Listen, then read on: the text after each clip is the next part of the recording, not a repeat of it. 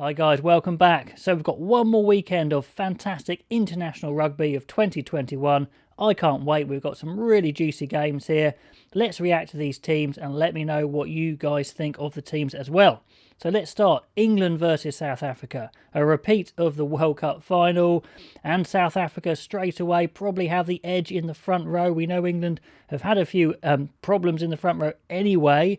Plus, South Africa have probably the two best scrummaging front rows in world rugby. So let's react to these teams, starting with England versus South Africa. First of all, Owen Farrell is out and he's having surgery, so maybe even a doubt for the Six Nations. Now, some people say, well, it's good he's not in the team, but you don't want him to be injured, of course. Only one specialist 10 left in Marcus Smith. They didn't want to call anyone in at this late time, which I kind of understand. They do have a bit of cover on the bench with Malins, who could jump in at 10, maybe even Slade at a push. Now, a lot of faith shown in the youngsters, Bevan Rod and Jamie Blamire. They start in the front row alongside the more experienced Kyle Sinclair, but goodness me, it's a tough job for them. Let me know if you think they're going to be able to stand up to it, or if we're just going to have to concede the fact we are going to have scrum penalties, and maybe England try and do something about that by possibly not playing too much rugby in their own half, kicking a bit more, dare I say. I hope not, but that is one way not to have scrums in your own half, by not actually passing the ball in your own half. But we'll see. If you lose the scrum, it's very hard to win a game. We know that. We saw it in the World Cup final, and that was with a more experienced front row than this. So it's interesting. I'm hopeful. Am I confident? Probably not. But anyway, it's going to be interesting stuff.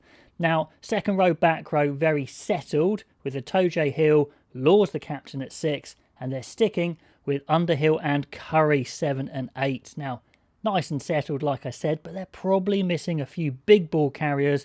I thought maybe I'd like to see Don Brandt start at least one game, but at least he is on the bench and he's getting game time, I suppose.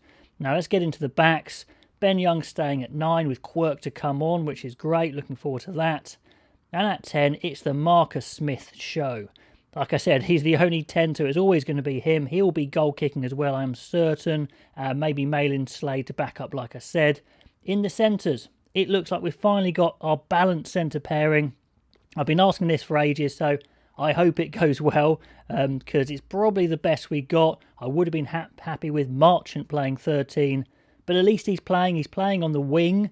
So again, they're going kind of for a centre on the wing, but if you're going to pick a centre to play on the wing, you pick Joe Marchant because he's played there for Quins and he's just a skilled player. He really has everything. High ball kicking, passing, speed off the mark. He's a really good player. I think he's a better 13, but hey, if you're going to have someone on the wing who's not an out-and-out wing, he is the man. I'm just looking forward to seeing him play.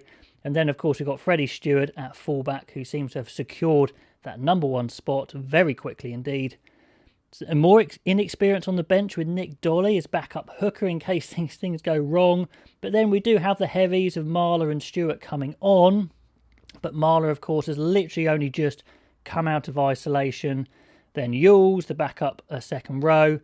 Two back rows, so a 6-2 split again with Simmons and Don Brandt. Simmons came on at 6, Don Brandt at 8. Probably going to be the same sort of thing, I imagine. Rafi Quirk covers 9, which means Max Malin kind of covers everything else, but of course you do have Marchant there who could move into the centres. So guys, let me know what you think of that team. I'm, like I said, hopeful. It's interesting. We've got a lot of youngsters here getting game time. Do I think England are going to win? Well, I think they're probably slight underdogs here just because of the power and also, the continuity of that South African team. So looking at the South African team, and not a lot of change, which is good for them. They know their game inside out. They're very settled, and goodness me, they've had a long run of international games.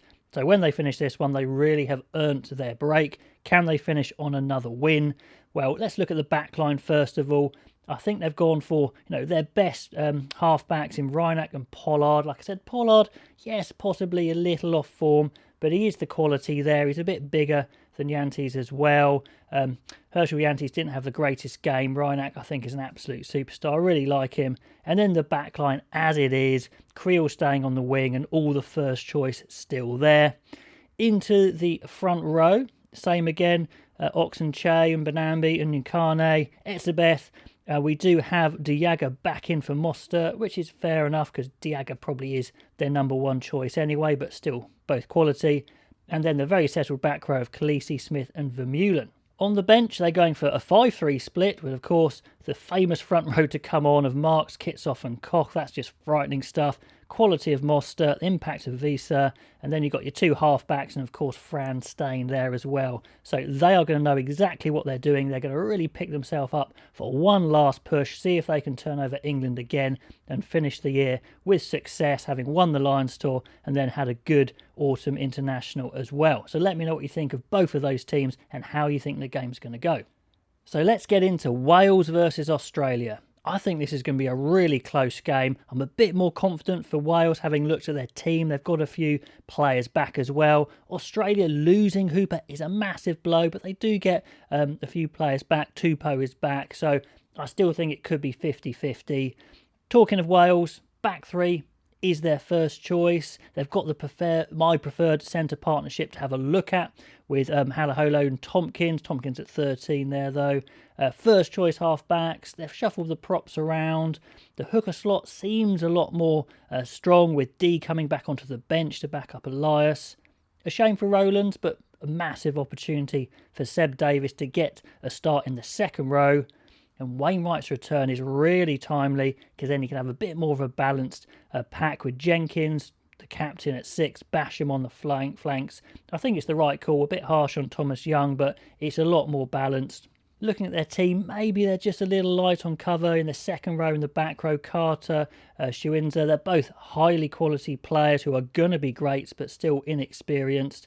But still, half-backs there, Davis and Priestland coming in for Sheedy, looking good. McNichol had been looking good, playing at 15. So I think it's a pretty strong team, to be honest, despite all the problems they've had, and they should give this one a really good crack. So let me know what you think of that team. So looking at the Wallabies in Australia, look a bit stronger up front in that front row. They've managed to get Slipper back to the loose head. He's the captain. Latu comes in for Inga.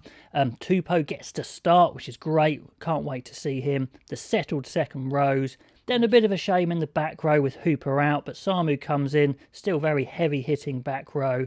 The excellent Nick White will be pulling the strings, a thorn in the side of opposition. O'Connor still gets the nod at 10, keeping faith in him.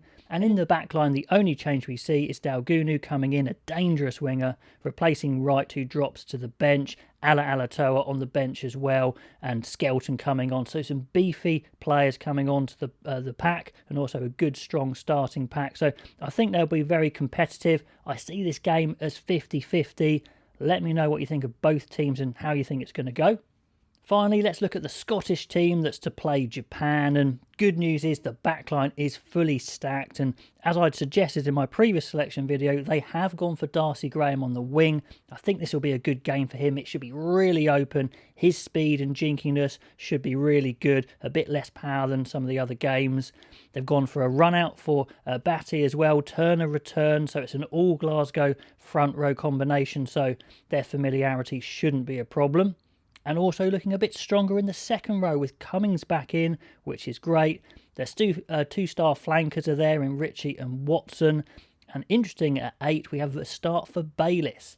Now, Matt Fagerson probably is their starting first choice 8, but he hasn't actually massively nailed it down in my book. So does Bayliss have a shot? Worth having a look. Interesting, on the bench, they've gone for that 6-2 split. George Horn to cover 9, and then Kinghorn the rest, because he is very talented and he could be an extremely useful bench player, if you like, at number 23 there. A couple of other interesting picks. We've got Sebastian, the 27-year-old prop, coming in. He's from the Scarlets. He's played age grade for Wales, but he does have a Scottish father, so he gets in. And Richardson, the 22-year-old back row from the Sharks, from South Africa, South African born, but again, a father from Scotland.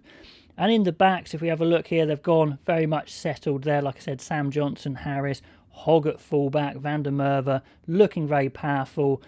Is this team going to be too good for Japan? Well, it should be, based on what we've seen of Japan so far. But what we are going to have is a super fast, thrilling game. So can't wait to see that one. Let me know how you think that's going to go. So comment on all those teams, guys. Comments below, as always, and I will catch you next time.